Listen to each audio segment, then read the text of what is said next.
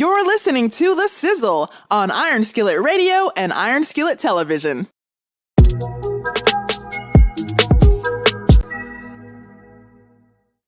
Yes, sir. Listen, man, we got to talk about history. We got to talk about the history being made right now. And that history, my friend, is by one Tyler Perry. Tyler Perry reportedly makes history as the first African-American to acquire 2 major TV networks, Jay. It is reported that Tyler Perry has acquired not only the first film thing, because he does a lot of film stuff, he's gotten some other network stuff. So listen here, man. Tyler Perry has become the second African-American melanated owner of BET after 21 years. And now VH1, he's the first African-American owner for the first time, bro. Big stuff. Is it too much, too little, too late? I don't know. I don't know how much it is, and I don't know how little it is. But I know right now we're not going to be late to the party, because not only does he get BET and VH1, all right, because of the acquisition, Paramount Global decided to sell its majority stake in BET. Now, you know that Tyler Perry, he had previously partnered with BET. They've been creating streaming content on BET Plus, and he's had remarkable success in some of his shows. A lot of shows, a lot of content he's created. Sisters. I know he has a show about the White House that if you don't know what's going on in that show, it's scandalous. Literally, it's a scandalous show. He had one called Brothers. I mean, he's been doing some things, but he also, here's the thing, Jay. Even though we don't know the financial details of this, I know it's significant, but he has his own set in his own studio, and he has everything ready to go. So, Jay, what's your thoughts when it comes to Tyler Perry and now being the new head honcho of BET? A little concerned right now. Paramount Global was hemorrhaging money out of that division to the tune of about $400+ million this past quarter. His stock was cut almost 25%. If you look at it, BET, and let's take Tyler Perry out of the question, but I can't think of anyone who says they're going to go watch something on BET. Oh, man, you're not going to watch Ruthless or Sisters, The First Wife Club? I haven't had, like I'm saying, I have anybody says I'm going to go watch BET. So the issue is that BET is a niche service, right? It has about 3 million subscribers to it. Right. That's what it's saying right about now. So is that generating enough money? Okay. For these major networks that $1 billion means nothing to them, right? Now we know Tyler Perry's worth about $1 billion, somewhere around there, right? So we're looking. We don't know the numbers yet completely on this, but we do know Paramount Global had to get rid of this asset because they were taking on, I believe, HBO or somebody else they were taking on.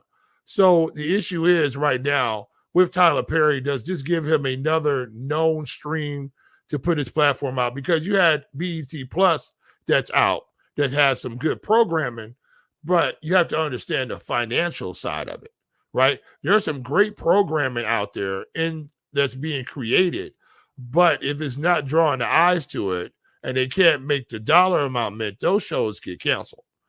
And so right now you have BET, which is from the beginning was a bellwether for Black programming, right? But we finally see now that BET for a long time was not even running people of color.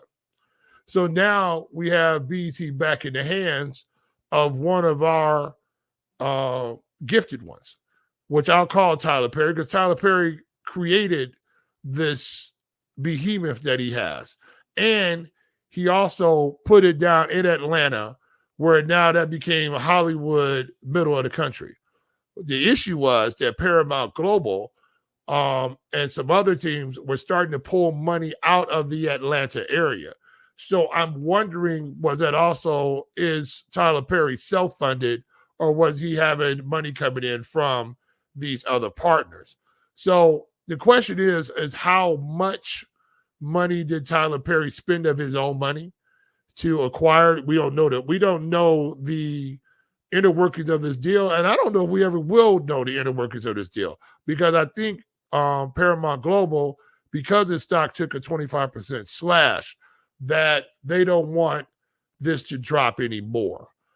So I'm really happy about Tyler Perry getting this. I'm just looking on the financial side of it. I know he's a smart guy. I'm sure he would not have taken this on if it not was into his best interest. But I know Paramount Global had to sell. So either they were going to shut down BET, or somebody else was coming. You had Sean Combs. I want to say you had the Black Group, and Shaquille O'Neal, Byron Allen. Yeah, a few other people were trying to get in, and they didn't take that group. So I'm wondering why they didn't take that group when they took Tyler Perry. Probably because they had already had inner workings with Tyler Perry with BET Plus going on already. So he was already fitted in as it was. So great, significant, yes. I think it also. You got to look at the two situation is the way these subscription services work, that they need to, for them to really make money, they need to be out and spread out in these packages around the country. The problem is with a niche market like BET, it ends up being in urban areas, right? Because it's not, it's BET in a package in Wyoming. It's BET in a package in Nebraska. So you got to find out, can BET push itself out and push that programming out where it can cross over? Because that's where the big money is crossing over into these other markets. That's why you see a lot of our comedians who cross over into these markets, because people like watching their comedy. And you see the Kevin Harts and those type of people like that who are able to cross over and get paid from these big market conglomerations. Can Tyler Perry cross BET over so that it's in these other areas that are not niche markets? That's my question. If anybody can do it, it's Tyler Perry. Anybody who could take some plays that were being created and turn it into a franchise like he is, and like you said, and really produce some of the best Black programming that we have ever seen. I mean, some of these shows are fantastic. The problem is they're just in a situation where they don't get seen, and so, and we wonder how many, what the outcome of this is going to be. I'm very interested about this. Well, from where we stand right now, looking at Tyler Perry, he already owns 25% of BET, thanks to the production deal he did with Paramount in 2019, reported by Bloomberg. Now, in March, the Wall Street Journal reported that he was interested in making a purchase that would turn his 25% into a majority stakeholder buy. But here's the thing, Jay. Here's the thing about the purchase. We don't know how much it's for. There's no accurate reporting. And of last month from Bloomberg, it said that Perry was moving to take control of BET and take more of a forward role and position with the purchase. But it is also been reported that maybe he doesn't own it in its entirety, that he could be a majority stakeholder but still not own it. So you have places like the streamer who have reported that he owns it. Then the report was taken back, that he was there, and then it was pulled. And because there's been no public announcement or statement about Perry's continued stake in BET or his interest, it leads others to question, is this a real purchase? Is this a full purchase by Tyler Perry of BET? Yeah, and that's the issue about this. So that's the cloak and dagger going on right now. I don't know how much the dagger, who's getting stabbed here or not. I don't know if Tyler Perry's taking advantage of them or are they taking advantage of Tyler Perry. Is Tyler Perry looking at BET as a reclamation project?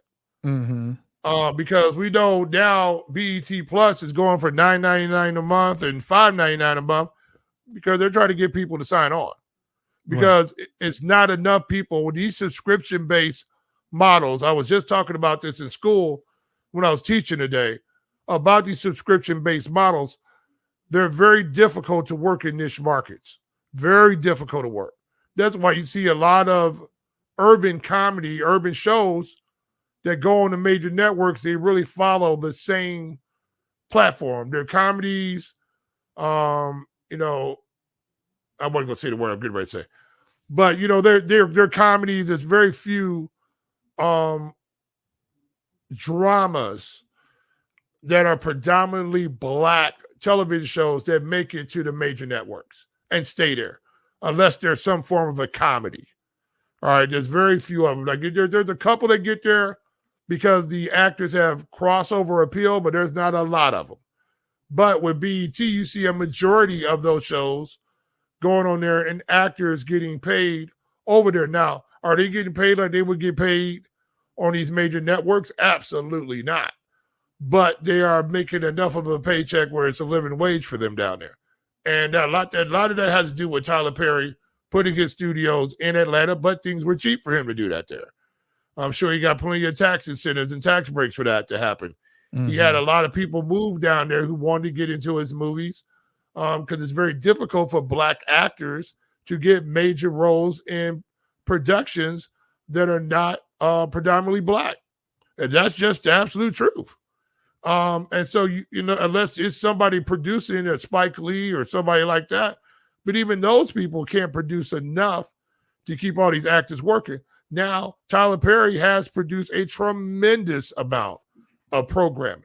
But again, is BET, because of its reach, going to be a distribution arm for his programming? I'm thinking maybe that's part of it because he already has that lock-in with Paramount Global. But like I've said before, they have been hemorrhaging money. So they were going to make this move regardless. Paramount's a $30 billion corporation. They were losing, some say $400 million. I've read it was more like $530 million in the last quarter. They weren't going to continue to take that hit. So either somebody was buying BT and they took somebody who was close to them instead of giving it to Sean Puffy Combs and the other guys like that. I'm just interested to see now what's going to happen with BET. Because what happens now if you don't have that Paramount funding underneath there? See, right. People look at $1 billion like a whole bunch of money, but yes, it is a whole bunch of money. But to the corporate world, no, it's not.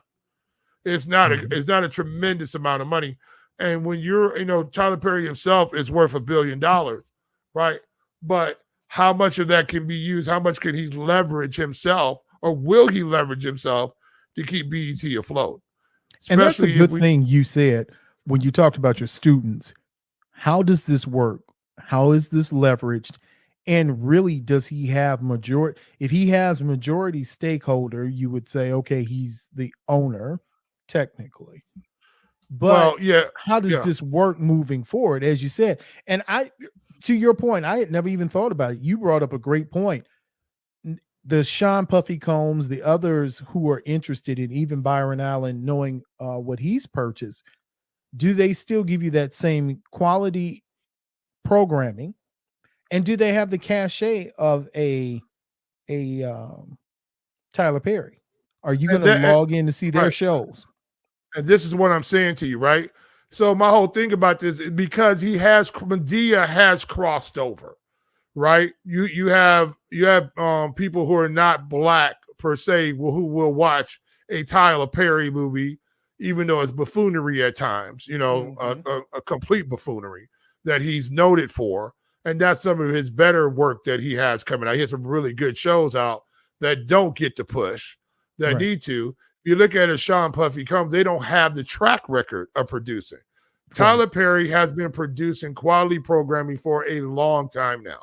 He has really turned around Atlanta and made that a hotbed of really good programming. I mean, a lot of good stuff is coming out of Atlanta. Question is, how much of that is his money? See, who's underwriting Tyler Perry? Because I want to operate on other people's money and not necessarily my own.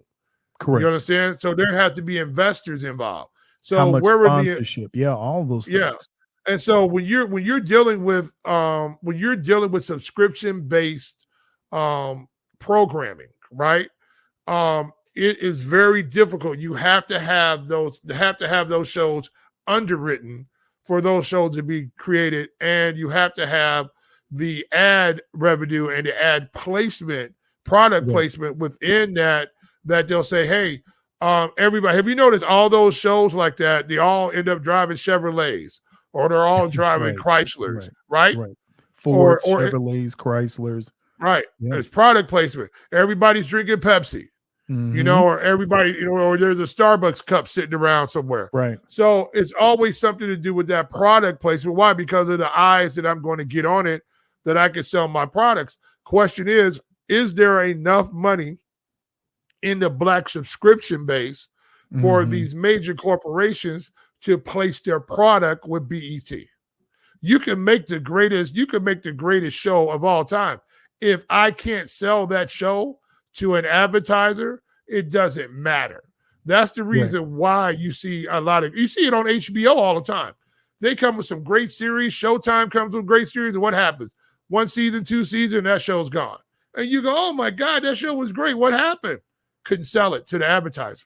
Advertisers saying, hey, that Nielsen rating, however we're looking at this, we're not getting enough money for a bang for our buck. What people don't realize out here, people, and this is me being a teacher here for about a minute and a half, is that all television is produced for the products that advertise on it. That's the only reason why they're produced. Only reason. And if you cannot get a advertiser to advertise their show by time on that show, because the people who watch this show might buy my name brand product, then that show is not going to survive.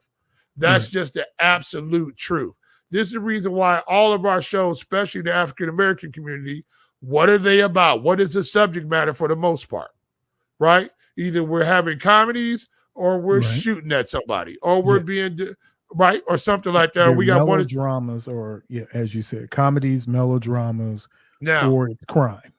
Right. Now, don't get me wrong. Now, we will have, what was it, Kerry Washington? We'll have the Kerry Washingtons out there that are headlining certain shows, but those are the taboo shows, right? If you look around her, how many melanated people were around Kerry Washington? And what was that show? What was the show? Goodness. God, I can't think of it right now. Working in the White House. Yeah. She was working, it's something to do with the White House, right? But she was out there, you know, getting the hoot and the nanny on. Yes. You know, and so, you know, maybe that was somebody's fantasy they were tossing out there. That's the reason why that show was going well. I'm just saying. So there's a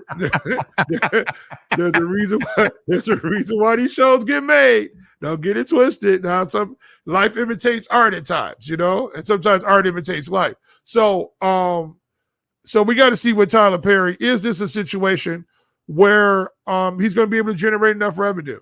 They're going to have to get BET in more households. You know, they're going to have to, if they can lock BET in with ESPN packages. You know, every package that you buy always has some stations on there you don't want, right? You know, I don't want this station, I don't want that station, so forth and so on. But they will attach those stations there because you might have a niche market there that they know that's there that will watch that will bring in enough money. So anytime you're watching your shows, if you want your show to stay on, you'll find out the bigger shows have the bigger ads on there. You're going to see the Flow on there selling you insurance. You're going to see McDonald's on there doing, but McDonald's is everywhere. You're going to see, but after a while, but if you see shows, Joe's Popcorn Shack on there, do you know that is a very niche market show? And if it's Joe's Popcorn Shack is on there, it's very possible that show's not going to be there too long. Yeah, well, it could be scandalous like Kerry Washington. And that was a show that it seemed like it was on a lot longer than 6 seasons or 6 years, but it was a base show. As you said, she was based in it, but it wasn't a particular black show. It wasn't a particularly a black show, right? But they based her in there, right? And they ran it long enough to put it in syndication. Right. So at 5 years, you can go into syndication. All those things all put together. I don't know where we stand right now when it comes to BET, but I believe in the next couple of weeks, couple of months, we'll figure out how Tyler Perry is going to position himself, how Paramount's going to position themselves, and what this means for his programming and those actors and those around him. So let's ask a question though, right? Mm-hmm. Did Tyler Perry take on BET? So they swapped the money on the books, basically, right? So let's take that $500 million loss, right? Let's flip it over out here and put Tyler Perry, the head of this, on this situation. We're going to guarantee we're going to underwrite you for the next 4 years. Same way they did with BET Plus, right?